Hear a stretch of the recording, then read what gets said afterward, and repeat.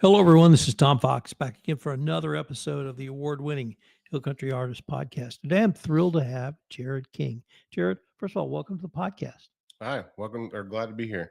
I met Jared at a craft fair a couple of weeks ago. He did some really interesting woodwork and metal work, and we ended up buying, I think, a couple of pieces from him. And I asked him if he would be interested in doing a pod, and he was.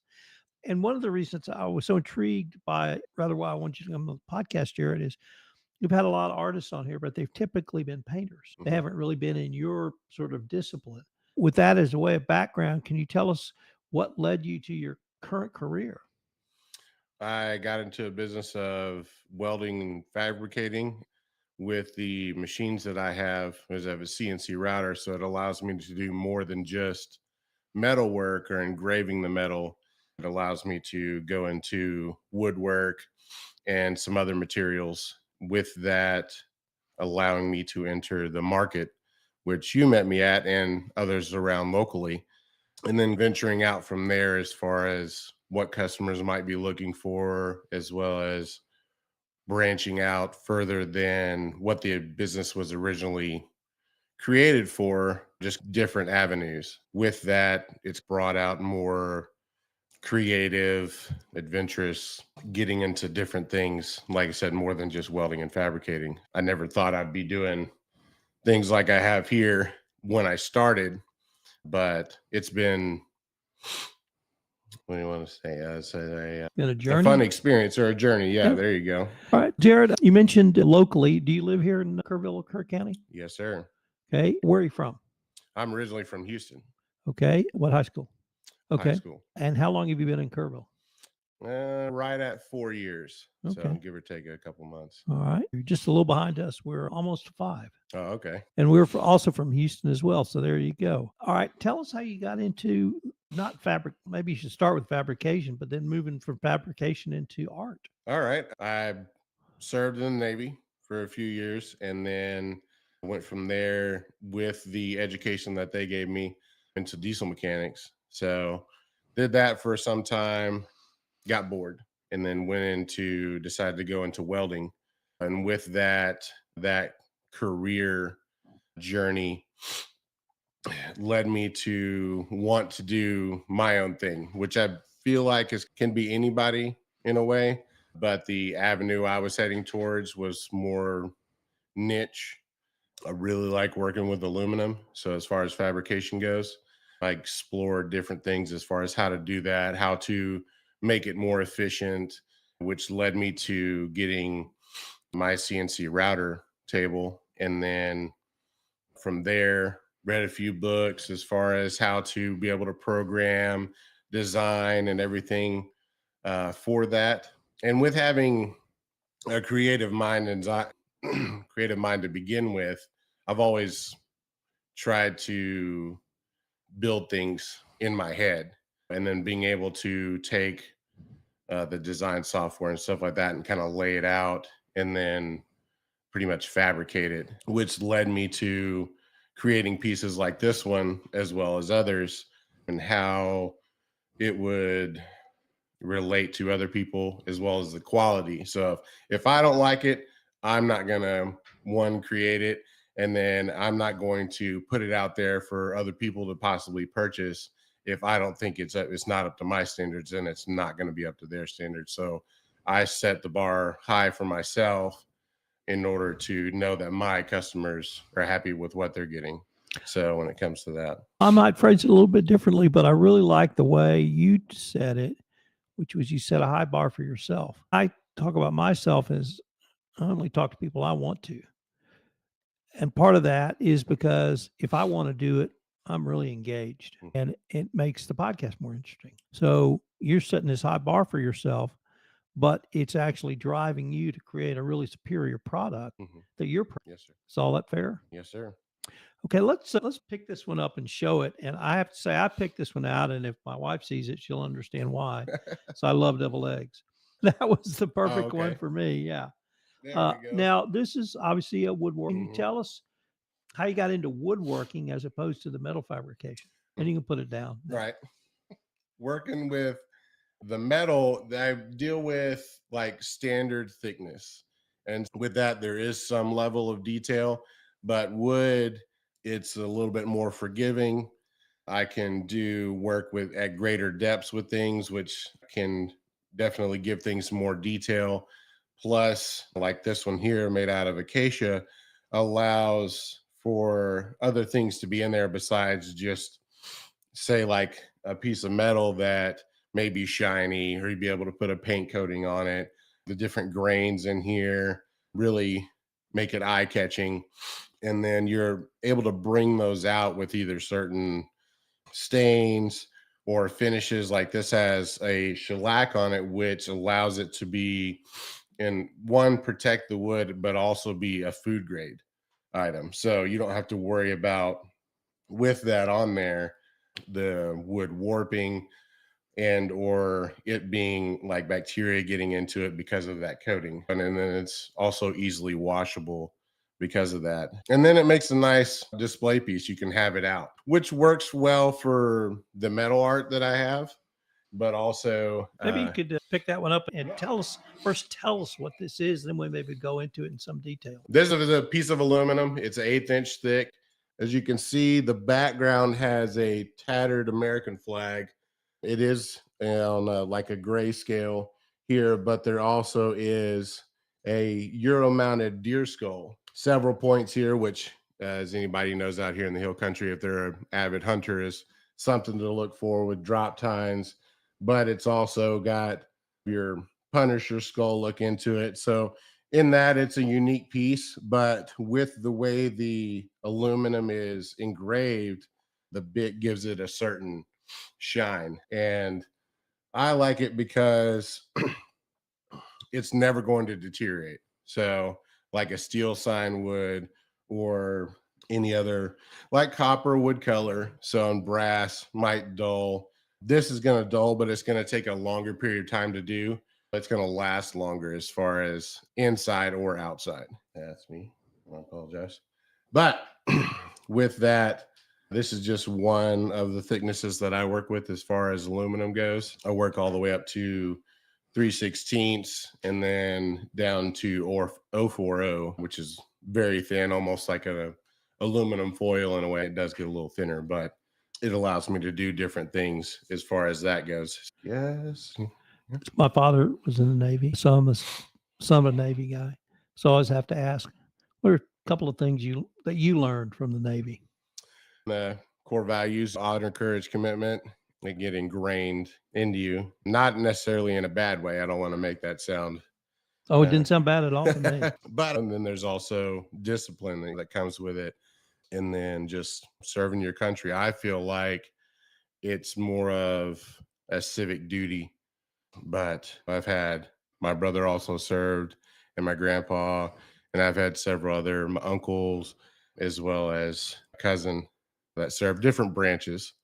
I wouldn't say it's a family thing. We all chose it, but it's an honor to do that. So I feel like in a way it should be something you should do or maybe have to do. So once you get out of high school or grade school, whichever it may be, if you're homeschooled or whatnot, just to help you grow as a person into adulthood. As I mentioned, I've had a lot of painters on this podcast, and they've talked about the scene, and they've all said the artists here are very supportive of each other. Mm-hmm. And at least in the painting part of the art world, they all typically will go to the same or similar shows. They see each other and support each other. How would you assess the scene for your woodwork and your metalwork? Are there others doing similar to what you're doing? Are you it? What's that part of the art scene like for you? There are others, and I feel like we've each gone in a different way. There is a gentleman that has been at our market here, Heart of the Hills, that works a lot with resin. He puts it on the majority of his items that he makes, and then he has more of exotic wood. I have a piece that's like mango wood, so that's exotic in a way. Acacia can be, but it's more common. So where he's got different woods from all over. Several of his pieces, if you just go down the line, could be tracked to all over the world. And they each have their own look. And then he's added different resin to go with that to kind of accent it, or vice versa. But with that, he's got also knife handles that he does and things like that. So cheese boards and different people, it's here's my standard items. And then you've got other people that try to make more custom stuff. Yes, I have these things, but I can do something more unique, more one off for said customer, which that's the avenue I've gone down as far as what I like to do, because I like to, one, present my art, and then also make it unique for that customer. Not just, oh, you can buy this, but somebody else could buy that same item. I do have a few standard things as far as whiskey glass or wine glass holder. With the whiskey glass comes with a cigar holder or ashtray attached, and it can be personalized or customized with names or dates or anything. But I do sell one that's our most recent disaster event, the flood.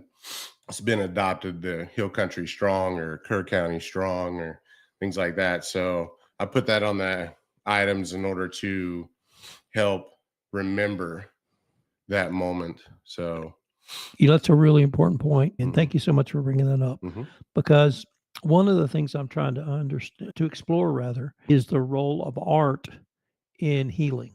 And could you just say a few words about that, how that event affected you or impacted you, and then your response as an artist? Could you just talk about that for a little bit? yeah, we weren't directly affected by it, but we did our best as being part of the community in order to help where we could, whether it be a part of events in order to help with relief and donations, or to go out and help clean up, offer free services as far as more outside of my business goes. So I offered the just relief as far as possible yard maintenance, or if they needed help with something in order to deal with expenses. Because if they're recovering, they're having to focus on certain things and what is necessity. And that's not necessarily something that's a necessity, but it's still something, a part of life that needs to be done. And if I have the capability of doing that and helping them out without it being an expense to them, then was more than willing to do it. And that helped people heal. A lot of people around here came together because of the flood, doing things and bringing out the neighborly part of the community and coming together, where certain parts of the town may feel at different times separate. We all unified in order to help those in need and those who have lost. So how about your work in art to help this healing? You started to tell us a little bit about that a few months ago. What did you do?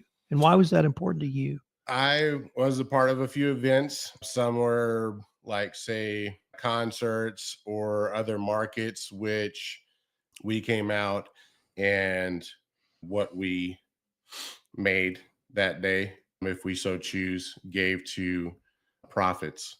So for that, in order to help with relief. And that also comes into the art as far as making it remembrance for that moment. And then so that way they could use that in order to reflect to what is now recent past, and then into the future to go back and talk about it. And it's all part of the healing process. The more you talk about it or just think about it in general, can help your mind deal with that trauma. So. And I think you said you put some sort of engraving of Kerr Strong or Kerr County Strong on. Yeah, Kerr County Strong, Hill Country Strong, and then Some of the pieces had the green from like the green ribbon. That was for representation of the moment. But it was just Hill Country Strong or Kerr County Strong, or that was a unifying thing that brought everything as far as together, meaning as far as one moment. Jared, what's the name of your business? Aluma King. So short for aluminum. And if some people have a little struggle with how to pronounce it, that's just how I broke it down. So obviously short for aluminum and then my last name. Unfortunately, we're near the end of our time for this episode. But before we leave, I did want to ask you if any of our listeners wanted to contact you, find out more about your work, check out Aluma King, what would be the best place or places for them to go?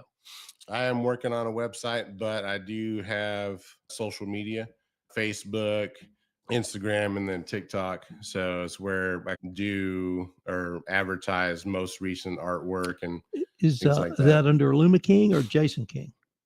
Let's see. As far as Facebook goes, it's under Jared Scott, but it'll have in quotations the company name. And the other ones are either at Aluma King or Aluma King 1. Okay. But I believe if you just start typing in the name, it should come up under the search bar. So, Jared, I want to thank you again for taking the time to visit with us. I really enjoyed meeting you at the market, and I'm really glad you were able to come down and tell us a little bit about your work. Like I said, I've not been able to talk to someone in your discipline for this podcast, so this is very cool. Yeah, thank you. I appreciate being here. And speaking of Kerrville, our light parade's this weekend. The normal market will be there, plus extra vendors. And then we have the light parade, which is an annual event for this area. All right. Thank you very much. Glad to be here.